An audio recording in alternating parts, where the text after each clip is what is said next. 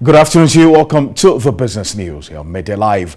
My name is Alfred Okonse. Let's go into our first story this afternoon. The Ministry of Power says it will not direct the Electricity Company of Ghana, ECG, to release a load shedding timetable. This comes few days after the power sector load management committee apologized to Ghanaians for the recent interruptions in electricity supply. The intermittent disruptions in power supply across the country have occurred due to challenges in generation. This follows the continued absence of natural gas supply due to the extension of maintenance works on the FPSO Kwame Nkrumah and persistent under-delivery of gas from Nigeria.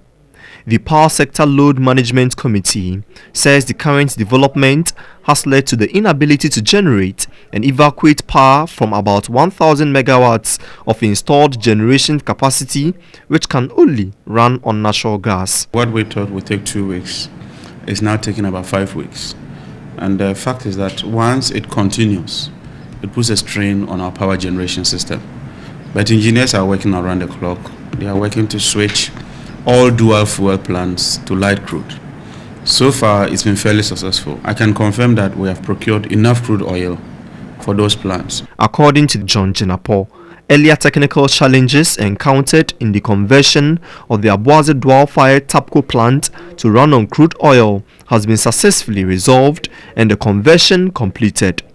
He says there has not been load shedding in the last few days and there will not be the need for a load management timetable. Today, yesterday, the day before yesterday and Friday, we had enough capacity to meet the demand. And so if currently you have enough capacity to meet the demand, what will be the essence of publishing a load schedule?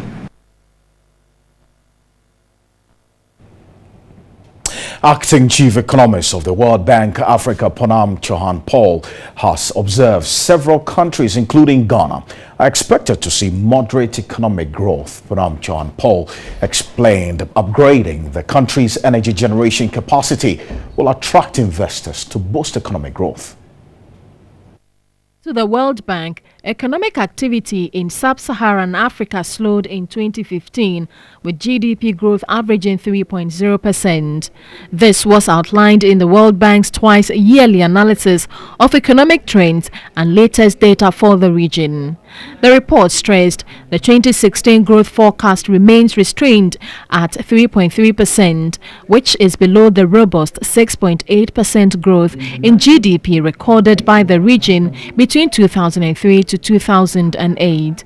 However, acting chief economist of the World Bank Africa, Ponam Chauhan Paul, projected Ghana will experience reasonable growth if taxes are streamlined to strengthen domestic resource mobilization. Improving the performance of the electricity sector is very important, and this includes looking at reforms from generation to transmission to distribution, and there are a whole host of areas there that could be reformed to help reduce the deficit in the area of the power sector, and to be able to connect people to low, affordable and sustainable energy, modern sources of energy. She also suggested prudent borrowing for maintaining the country's debt sustainability. Reducing costs for doing cross-border trade is very important. We know that export costs and import costs are much higher in sub-Saharan Africa, and some of this is of course because of transportation, but there are also other logistical costs that tend to increase the cost of doing business. Overall, growth is projected to pick up in 2017 to 2018 by 4.5%. Well, that's it for business.